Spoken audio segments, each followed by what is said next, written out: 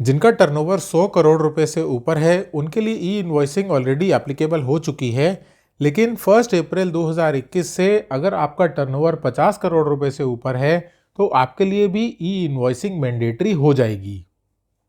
क्योंकि ई इनवॉइसिंग का provision already applicable है कुछ टैक्स पेयर्स के ऊपर, तो ये कोई नया कॉन्सेप्ट नहीं है। तो इस वीडियो में मैं ई इनवॉइसिंग क्या है ये बताने के साथ साथ कुछ इसकी प्रैक्टिकल प्रॉब्लम्स और उनका क्या सॉल्यूशन हो सकता है उसके बारे में बात करूंगा। इसीलिए इसमें हम लिख रहे हैं द प्रॉब्लम सॉल्विंग अप्रोच।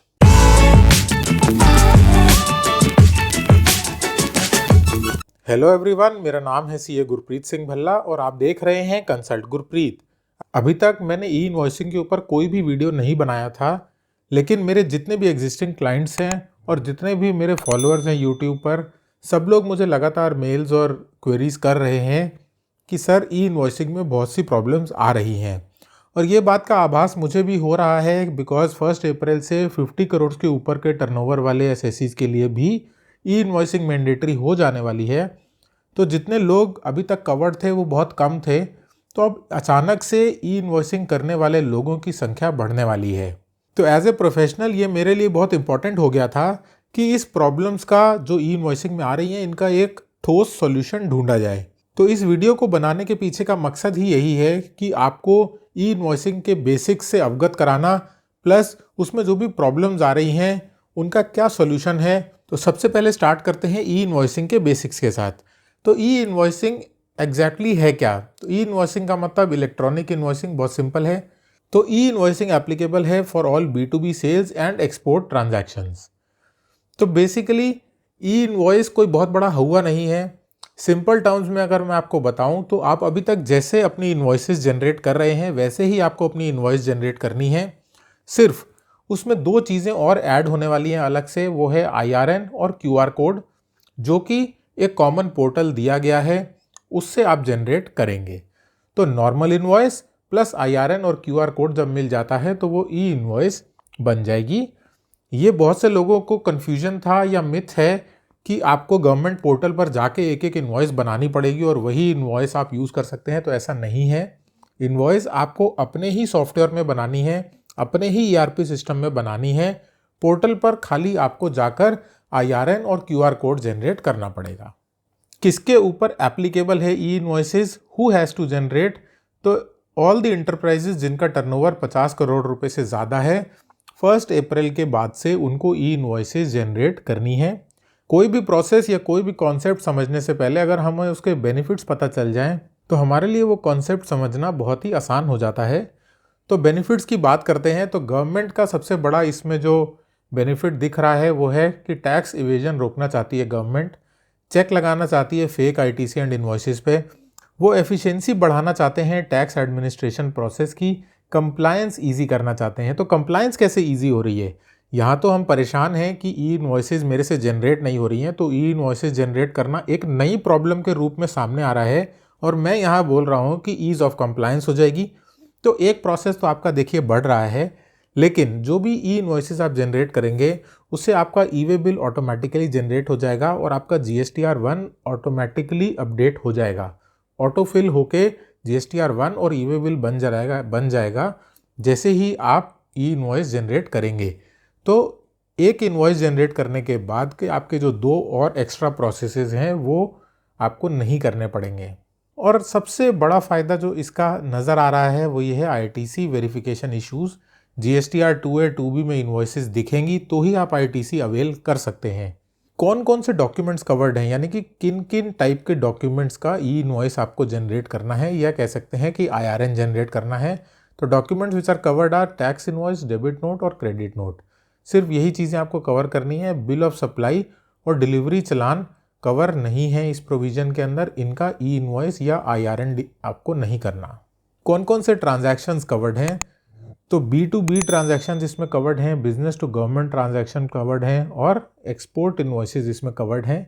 ये मैं क्विकली अपडेट कर रहा हूँ आपको बेसिक्स के साथ। इसके बाद मैं डिस्कस करूँगा क्या प्रॉब्लम्स फेस कर रहे हैं बिजनेसमैन एक्चुअली ई इनवॉइसेस जनरेट करने में और उनका क्या है सॉल्यूशन, वो प्रॉब्लम का रीज़न क्या है, वो बेसिक वजह क्या है जिसकी वजह से हमें प्रॉब्लम हो रही है, और उसका सॉल्यूशन क्या हो सकता है इसके बारे में भी मैं बताऊंगा। वीडियो के एंड तक जरूर बने रहिए। ऐसे कौन से ट्रांजैक्शंस या ऑर्गेनाइजेशंस हैं जिनके ऊपर 1 अप्रैल 2021 से भी ई इनवॉइसिंग एप्लीकेबल नहीं हो रही है, कौन कौन एग्जेम्प्ट है। तो इररिस्पेक्टिव ऑफ द टर्नओवर पे ध्यान ना देते हुए E invoicing shall not be applicable to the following categories of registered persons. इन लोगों पर ई इनवॉइसिंग एप्लीकेबल नहीं होगी: इंश्योरेंस कंपनीज, बैंकिंग कंपनीज या financial institutions. Goods transport agency GTA अगर है उस पर ई इनवॉइसिंग एप्लीकेबल नहीं होगा। पैसेंजर ट्रांसपोर्टेशन सर्विस अगर कोई दे रहा है, अगर कोई सर्विस दे रहा है by way of films in the multiplex या एसईजेड यूनिट्स, इन लोगों पर ई इनवॉइसिंग एप्लीकेबल नहीं है, ये लोग एग्जेम्प्ट हैं। अब आते हैं एक्चुअल पार्ट पे। इस वीडियो को बनाने का जो मेन मकसद था कि क्या क्या चैलेंजेस और प्रॉब्लम्स टैक्स पेयर्स को फेस करनी पड़ रही है। तो सबसे पहली प्रॉब्लम पे आ जाते हैं, complications while integrating ERP systems. India में बहुत सारे ईआरपी सिस्टम्स या अकाउंटिंग सॉफ्टवेयर्स, अगर मैं ईजी भाषा में बोलूँ तो बहुत से टैक्स पेयर्स हैं जो अलग अलग अकाउंटिंग सॉफ्टवेयर्स यूज़ करते हैं। हर सॉफ्टवेयर उतनी अच्छे तरीके से या उतने ईजीली ये ई इनवॉइसिंग की फैसिलिटी नहीं दे पा रहा। बिकॉज फैक्ट ये समझ लीजिए कि ई इनवॉइस जनरेट करने का जो सबसे प्राइमरी लिंक है वो है कि आपका सॉफ्टवेयर गवर्नमेंट के पोर्टल से इंटरैक्ट करेगा, गवर्नमेंट के पोर्टल से डेटा इंटरचेंज करेगा और तब ई इनवॉइसिंग का आईआरएन जनरेट हो पाएगा। तो वो इंटीग्रेट करना बहुत ज़रूरी है, जो सबसे मेजर प्रॉब्लम है इस पार्ट की। इस प्रॉब्लम का क्या है सॉल्यूशन, ये मैं अभी आपको आगे बताऊंगा। बहुत रिसर्च के बाद मैंने इसका सॉल्यूशन ढूंढा है। आप लोगों के लिए एक ऐसा सर्विस, एक ऐसी सॉफ्टवेयर मैं आपको बताऊंगा जिससे आपकी ये इंटीग्रेशन की प्रॉब्लम और इसके साथ साथ और भी बहुत सारी प्रॉब्लम्स हैं जो सॉल्व हो जाएंगी। दूसरी प्रॉब्लम है कि अगर आपकी कोई इनवॉइस कैंसिल हो जाती है या आपको अमेंड करनी है कोई इनवॉइस, तो उस केस में क्या होगा। ई इनवॉइसिंग पोर्टल खाली 24 आवर्स तक का आपको टाइम देता है कि आप इनवॉइस को कैंसिल कर सकते हैं या उसको अमेंड कर सकते हैं। उसके बाद आपके पास कोई अथॉरिटी नहीं है ई इनवॉइस को कैंसिल या अमेंड करने की। तो अगर उसके बाद आपकी कोई इनवॉइस कैंसिल होती है या अमेंड होती है तो आपको क्रेडिट नोट और डेबिट नोट यूज़ करके ही ये अमेंडमेंट्स करने पड़ेंगे। उसके बाद B2B सप्लाईज पर ही एप्लीकेबल है ई इनवॉइसेस, B2C पर एप्लीकेबल नहीं है। लेकिन जब भी हम इनवॉइसेस क्रिएट करते हैं तो सपोज 1 से 10 इनवॉइस नंबर्स हैं तो उसमें B2B और B2C दोनों ही इनवॉइसेस हो सकती हैं। तो हमारे ERP सिस्टम्स या अकाउंटिंग सॉफ्टवेयर्स को ये नहीं पता कि कैसे बाइफरकेट करना है B2B और B2C इनवॉइसेस को at the time of generation of IRN। उसके बाद एक और नया रिकन्सिलेशन का काम आपको मिल गया कि अब आपको ई इनवॉइस के डेटा जो है उसको भी रिकन्साइल करना है with books, with 2A, with 2B, with GSTR1, with GSTR3B। तो इतना सब कुछ और आपको रिकन्साइल अब करना पड़ेगा। तो this is also a major problem. उसके बाद आपको invoice data on GSTR1 and e way bill portal को भी आपको रिकन्साइल करना पड़ेगा। और सबसे बड़ी प्रॉब्लम एक और है कि जो भी आप ई इनवॉइसेस जनरेट कर रहे हैं वो ई इनवॉइस पोर्टल पर सिर्फ 24 आवर्स के लिए सेव रहेगा, उसके बाद वो डेटा वहाँ से डिलीट हो जाएगा। तो उस डेटा को अगर आप स्टोर करना चाहते हैं तो आपको उसके लिए भी कोई ऑल्टरनेट अरेंजमेंट्स करने पड़ेंगे, नहीं तो आपकी ई इनवॉइसेस जो पोर्टल पर हैं वो 24 घंटे बाद डिलीट हो जाएंगी। आपको बाद में अगर वो चाहिए या आप उसको रेफ़र करना चाहते हैं तो वो आपको मिल नहीं पाएगी। तो this is also a very major problem. अब बात करते हैं कि इन प्रॉब्लम्स की जड़ क्या है। तो अगर मैं आपको मोटी मोटी बात समझाऊं तो 2 तरह की प्रॉब्लम्स होती हैं जीएसटी में। या तो हमें कोई कॉन्सेप्चुअल प्रॉब्लम मिलेगी, यानी कि कहीं पर लॉ क्लियर नहीं है, कहीं पर लॉ की लड़ाई होती है, और कहीं पर प्रोसीजरल प्रॉब्लम मिलेगी, यानी कि कोई काम करने का ढंग कुछ कठिन है या इतना मुश्किल है कि आप उसको सही से फॉलो नहीं कर पा रहे हैं। तो e invoicing basically procedural problems से बना है। ये सारी प्रॉब्लम जितनी हैं ये प्रोसीजरल प्रॉब्लम्स हैं, और प्रोसीजरल प्रॉब्लम्स को सॉल्व करने के लिए मुझे ऐसा लगता है कि आपको अपना दिमाग नहीं लगाना चाहिए, हमें हमेशा टेक्नोलॉजी की हेल्प लेनी चाहिए। इस पूरे प्रोसेस में जितना ह्यूमन इंटरवेंशन कम होगा, जितने कम इंसानों की ज़रूरत पड़ेगी, उतनी कम प्रॉब्लम्स आएंगी। जितना प्रोसेस ऑटोमेट हो जाएगा, जितनी सॉफ्टवेयर्स आपकी मदद कर पाएंगे, उतना ये काम आपके लिए आसान हो जाएगा और उतनी ही कम गलतियां आप इसमें करोगे।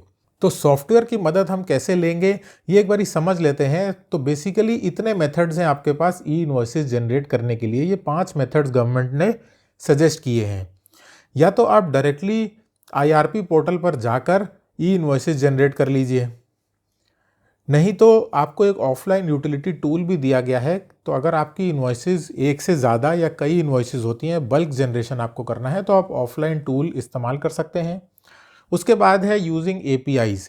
तो APIs बेसिकली एक इंटीग्रेशन प्रोसेस होता है जिसमें आपका सॉफ्टवेयर और GST ई इनवॉइसिंग का सॉफ्टवेयर दोनों आपस में ईजिली इंटरैक्ट कर सकते हैं, डेटा इंटरचेंज कर सकते हैं। और ये करने से ये आपका जो मैनुअल काम है ऊपर दिए गए 2 प्रोसेसेस में, वो कम हो जाता है। उसके बाद है with the help of GSPs। तो GST सर्विस प्रोवाइडर जितने भी हैं उनकी आप हेल्प ले सकते हैं। और एक 5वां बहुत ही नायाब मेथड है through SMS and mobile app. हालांकि ये अभी फंक्शनल नहीं है, मुझे नहीं पता कि ये फंक्शनल होगा भी तो कितना अच्छा और कैसे काम करेगा, बिकॉज ये जितने ऑटोमेटेड प्रोसेसेस हैं जैसे APIs हैं, ये यूज़ करके भी लोगों को प्रॉब्लम आ रही है। तो SMS से कैसे ई इनवॉइस जनरेट होगी इसका तो भगवान ही मालिक है। तो जिस सॉल्यूशन की मैं बात कर रहा था आपसे वो है APIs। तो आपको ऐसे सॉफ्टवेयर की ज़रूरत है जो कि आपके किसी भी एग्जिस्टिंग सॉफ्टवेयर के डेटा को उठा के ई इनवॉइसिंग पोर्टल पर भेज दे और वहाँ से IRNs खुद ब खुद जनरेट हो जाएं। तो आप सोचिए आपका काम कितना बच जाएगा।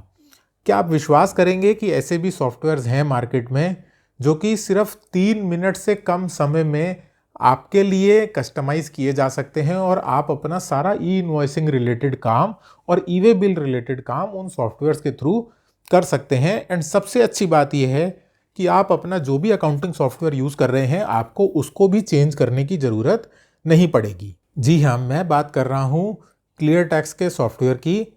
क्लियर टैक्स ने बहुत ही खूबसूरती से अपना ई इनवॉइसिंग का सॉफ्टवेयर तैयार किया है जिसको यूज़ करके आप अपना ई इनवॉइसिंग का सारा काम प्लस ई वे बिल का सारा काम बहुत ही ईजिली कर पाएंगे। ये बहुत ही फास्ट, डिपेंडेबल और अफोर्डेबल है। तो क्लियर टैक्स के बारे में मैं थोड़ी सी जानकारी आपको दे दूं बिकॉज मुझे ये सॉफ्टवेयर बहुत हेल्पफुल लगा।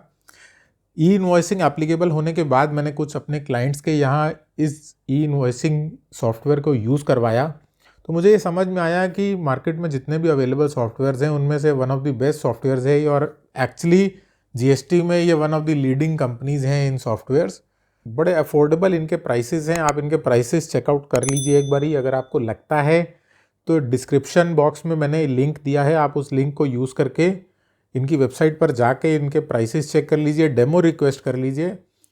बिलीव मी, आप इनका एक बारी डेमो लेके देखिए, आपको वाकई में लगेगा कि ई इनवॉइसिंग का प्रोसेस बहुत ज़्यादा सिंप्लीफाई किया जा सकता है, स्पेशली अगर आपके यहाँ बल्क में इनवॉइसेस जनरेट होती हैं तो। और क्लियर टैक्स ने अभी रिसेंटली अपना एक पार्टनर प्रोग्राम लॉन्च किया है जिसमें आप अपने क्लाइंट्स को या अपने फ्रेंड्स को रेफ़र कर सकते हैं और अगर कोई भी उनमें से सॉफ्टवेयर परचेज़ करता है तो आपको कुछ रेफरल कमीशन भी मिलेगा।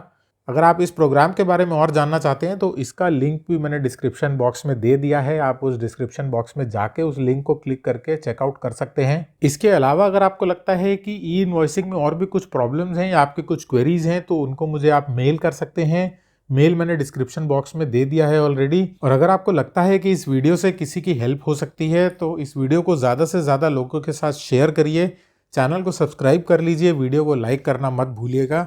Thank you so much for watching the video.